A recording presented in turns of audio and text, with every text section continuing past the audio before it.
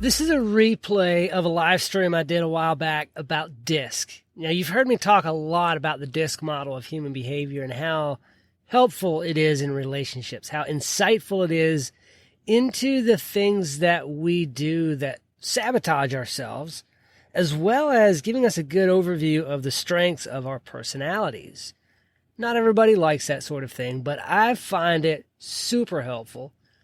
My wife and I both have found it enlightening in our relationship with each other, just to understand each other a little better, to know that, this person is not intentionally sabotaging me. They're not trying to do things that just get my goat, as the saying goes, but that this is their natural communication style. This is how they naturally interact with the world. And the way that I see things from my perspective, it hurts. It's like, what are they doing to me? But they're not doing that intentionally. And when you understand that, and I believe that DISC is an excellent tool, my favorite actually, for understanding other personalities and how they see the world. Sure, it's not the be-all, end-all, but it is a fantastic tool. And I think you'll love it if you check it out. Don't forget that I do offer the assessments. I'll drop a link down in the show notes where you can go get your own personality assessment. I recommend the highest personality assessment that you can rightly afford at the time. There's, I think, 3 different levels from the basic all the way up to the leadership model, which spits out like an 80-page report for you full of insights and interaction dynamics and techniques and things that you can do to adjust how you communicate with different types of people. Just last night, I was having a conversation with my cousin who took the personality assessment. He was having some trouble getting things across to one of the guys on his crew. And I told him, I said, look, you need to check this out. This could be super helpful. And it can give you some insights into maybe how you're interacting with him and how to approach him when you go to talk about what's going on the crew. And as I talked with him last night, he said, I took the assessment, and when I was reading through it, said, I knew what I'm doing now. I know what's going on. Like I didn't even have to go talk to him because I know what's going on.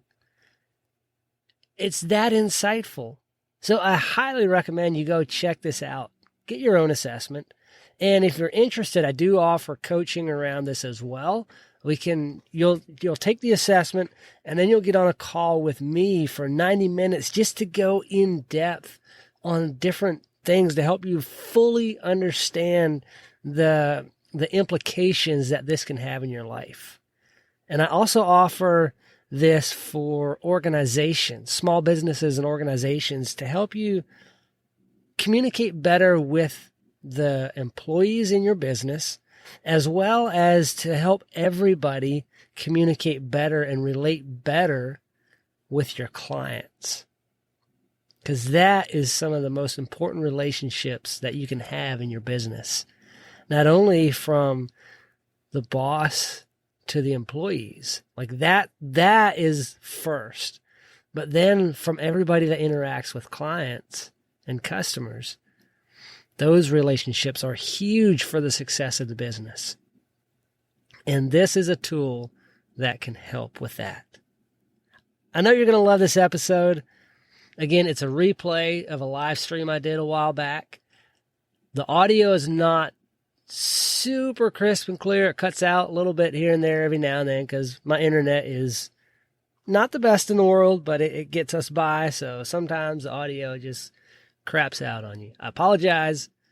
Enjoy the episode, and definitely go down into the show notes. Click the link. Go get your own personality assessment for you, your wife, your kids, your coworkers, your boss, your employees, your clients. Get it for everybody. It's super helpful, but at least for yourself. Do good work. Interaction dynamics, understanding another person using personality information. This is something that I absolutely love. And I like thinking about it probably a lot more than I actually utilize it, because when I get into a situation, I forget my training, or I freeze maybe. In interaction dynamics, some of the things that we talk about is different personality perspectives and how we can tell the differences between those perspectives, those distinct personality styles, the interaction dynamics between the styles, how best to communicate differences, and how best to communicate needs. Some of the benefits are they increase the mutual respect we have for each other. They eliminate ongoing conflict. And I know if you're in any relationship with any people, you know that there's conflict, whether that is a husband and wife, or father-son, father-daughter, mother-son, mother-daughter, boss, coworker, two coworkers together, whether that is, store clerk versus, and I don't know, somebody buying something in the store, or client in, wow, I'm drawing all the blanks here. If you're dealing with a client or whoever you're dealing with, anytime you have that interaction with another person, there's a potential for conflict. And it's hard to go through life without interacting with other people. So you're bound to have conflicts at one time or another. So we're going to learn how to navigate those conflicts and then understand better how to meet needs. So there's a couple of questions that you can ask, or before you really get into understanding other people and learning how to adapt your relationships. You really got to understand yourself. And there's a few questions that you can ask. The first is, am I more outgoing or more reserved? And kind of the way you look at that is outgoing people tend to speak and move with higher levels of energy. Their gestures and facial expressions have more passion than a reserved individual has. But reserved people tend to speak more quietly, less forcefully. Their gestures and facial expressions are a little more guarded. Outgoing people, they're all out there and they're lively. Reserved people are a little quieter. About 10 to 20% of all relational challenges occur over the outgoing and reserved issue. Most of them can be easily resolved because they're just minor irritations. Some things that you can look for in yourself is if you like fast-paced activities, if you tend to find yourself very involved in what's going on. Are you highly energetic? Do you tend to be optimistic and positive and enthusiastic? Another way that you can look at it is, do you focus on talking things out? When there's a situation that comes up, do you talk it through? I don't tend to be that person.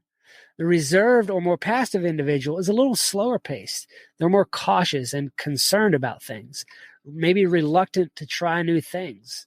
They're often very critical thinking and very discerning. Their focus is on thinking things through. I'll tell a little story here.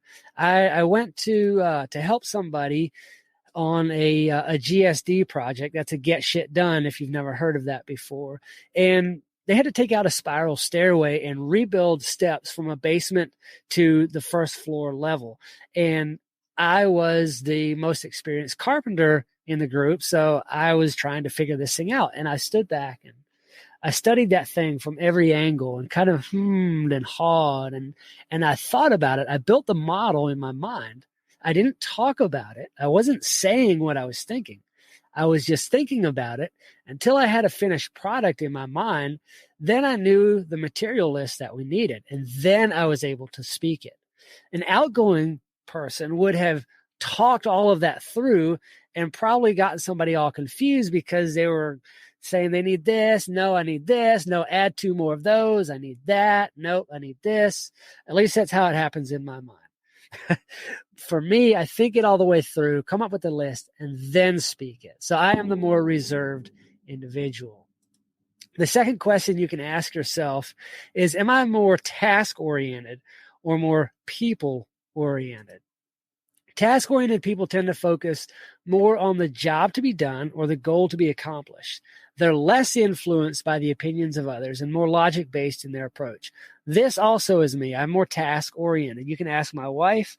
She knows that when there's a job to be done, I don't want to worry about the people that are around.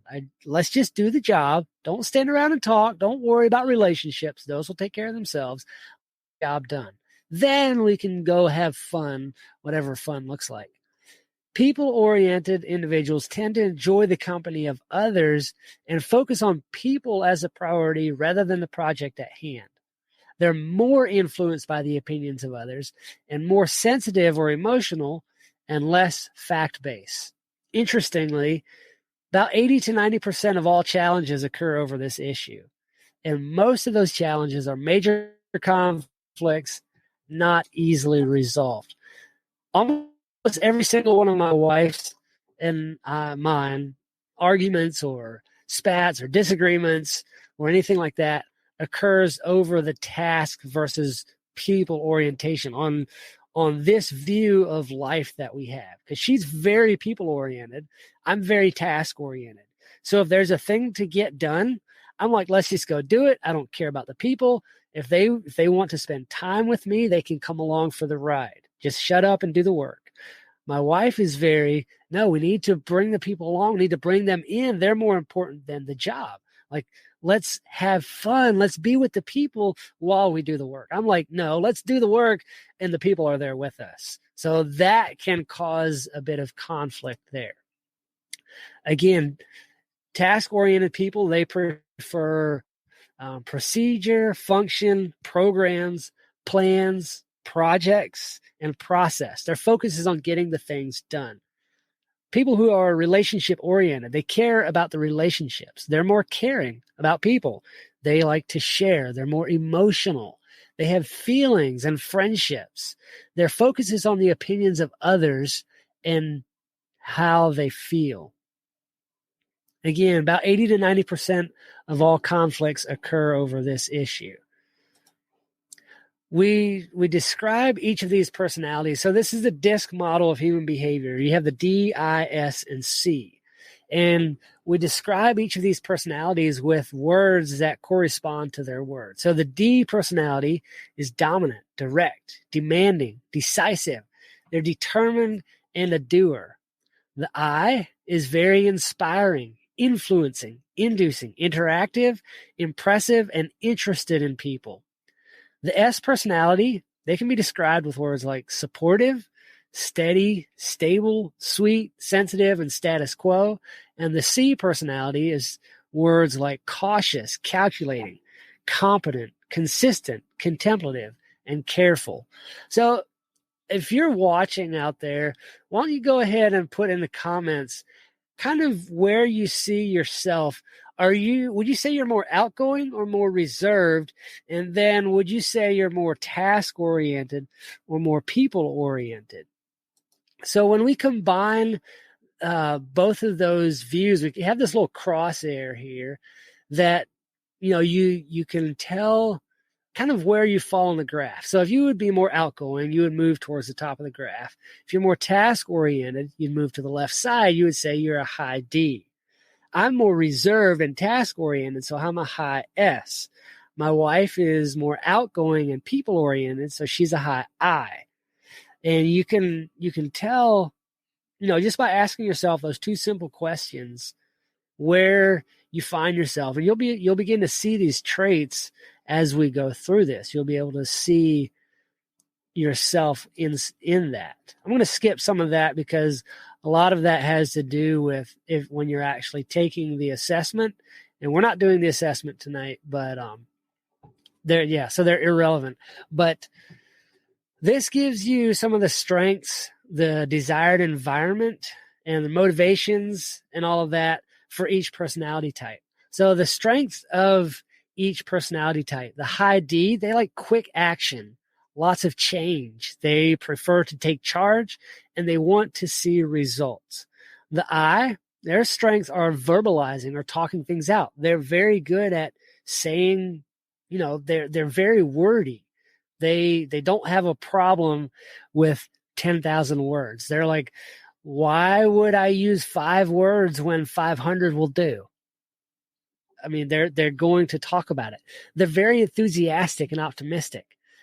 The S, they like to stay in one place because they like, sameness. They want things to be stable, secure, and they're very patient. The C is very good at following directions, main standards, and checking things for accuracy.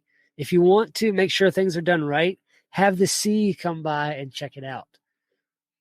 The desired environment of each of these personality types. The D likes freedom from controls. They don't want to be told what to do. They want to be in control of their own self. They don't want supervision, and they like a lot of different activities. So if you put them in front of one station for a long period of time, they will get super bored and become super frustrated and just, they don't like that. The I prefers social recognition. They like popularity, freedom from schedules. They don't like schedules. They don't like details. And they like excitement. So lots of, fun, fast-paced things. They love that.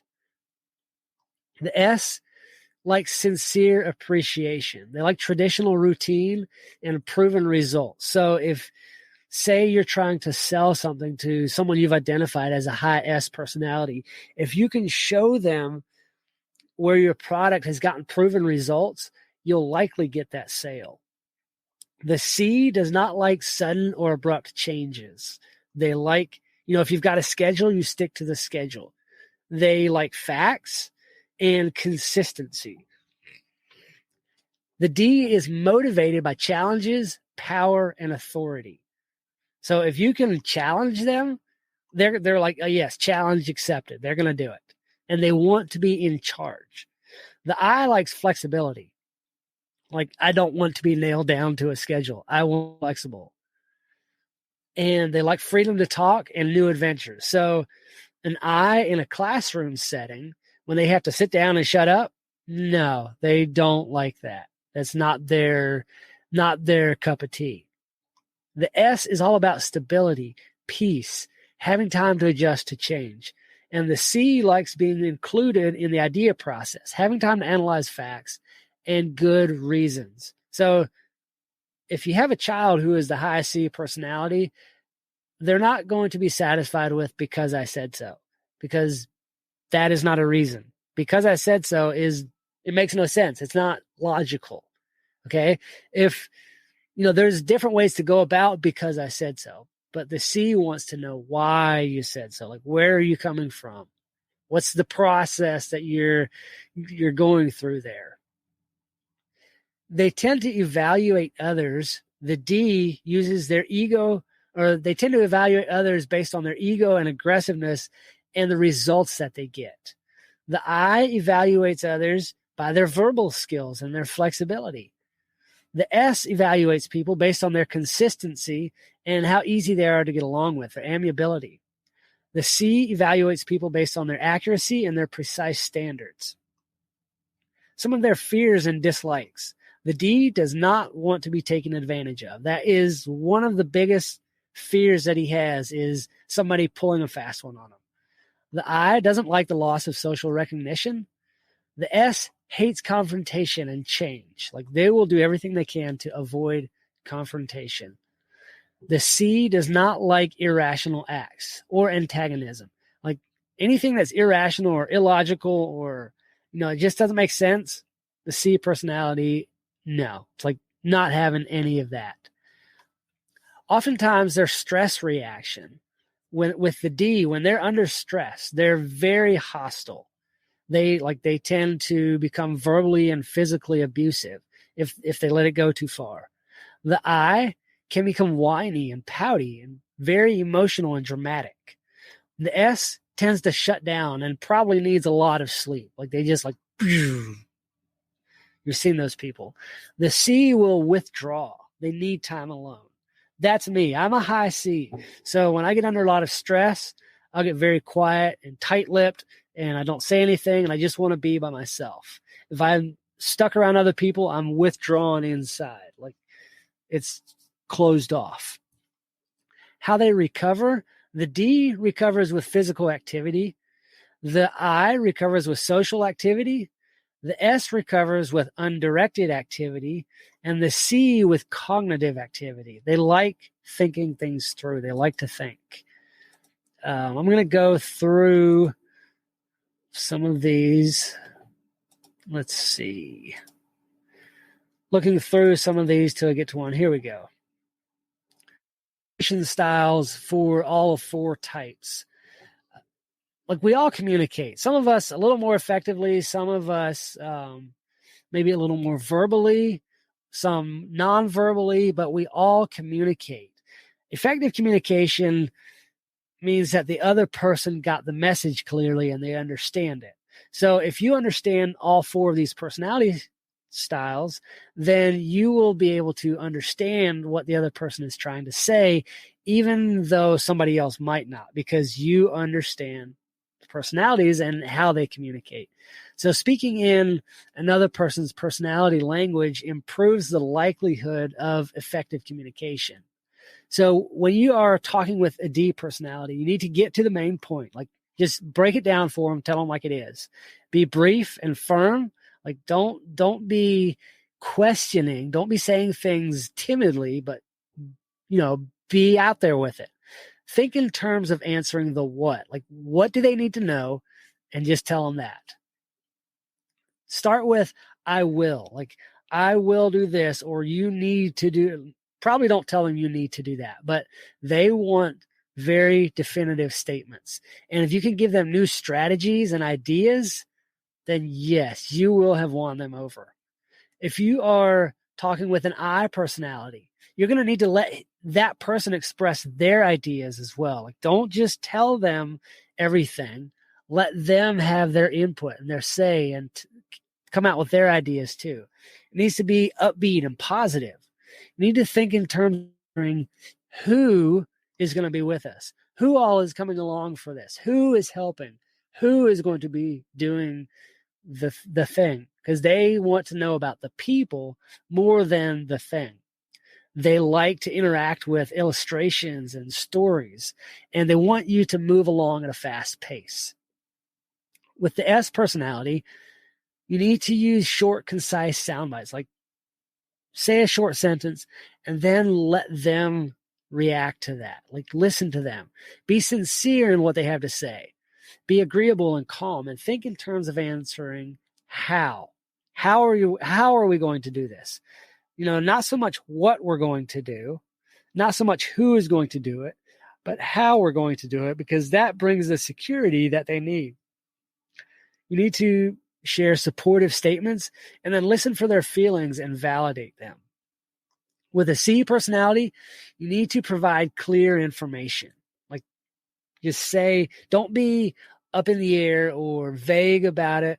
Be clear with the information that you have. Be patient and speak slowly, because they have to process things. You need to answer the why question. Why are you doing this? So when you talk with a D, you're going to say what you're doing. When you talk with the I, you're saying who you're doing it with. With the S is how you're doing it. And then the C needs to know why you're doing it. Like, what's the point of it all? You need credible data, or credible answers and data. You need to be poised, and when he or she speaks, don't interrupt them, because you will shut them down.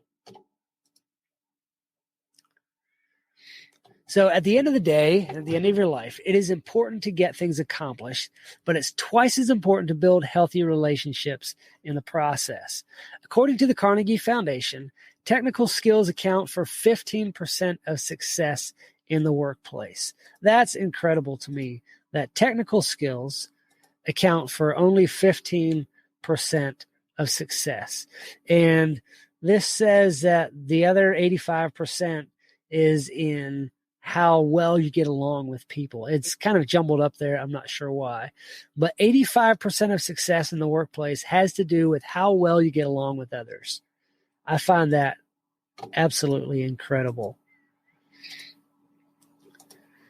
So I'm going to go through, and actually that's about all of the things, the slides that I have to share and go through. So just to recap, the 2 questions that you need to ask yourself to find out your personality and to also discern another person's personality so you can adjust and interact with them a little better or to strengthen that relationship. The two questions are, am I more outgoing or more and then am I more task oriented or more people oriented? And based on those two answers will tell you your place in the graph. And using that information that I gave you earlier, you'll understand yourself and you can adapt how you interact with that other person based on what you know about them. And that's going to help you out in your relationships with your spouse, with your friends, with your parents, with your coworkers, with every single person that you come across, with your clients, with your boss. Everybody that you meet is going to benefit based on this information and you utilizing this information. So if you want to go a little deeper, if you want to know a little more about personalities and maybe figure out for sure what you are, or not putting you in a box, but just to give you a construct or some parameters for how to improve your relationships, then I'm going to actually, there is a link in the description. If you are on, I think Facebook and YouTube should have the link where you can go get your own personality assessment. This is a DISC personality assessment. I'm very partial to it. I love it. It's a lot of good information. So go check out that link. And I hope you are able to find some answers and improve your relationships, not only with yourself, but with every around you. That's all I've got for tonight. I hope to be able to line up some more interviews so that I have some great people to chat with. That's it for tonight. Do good work.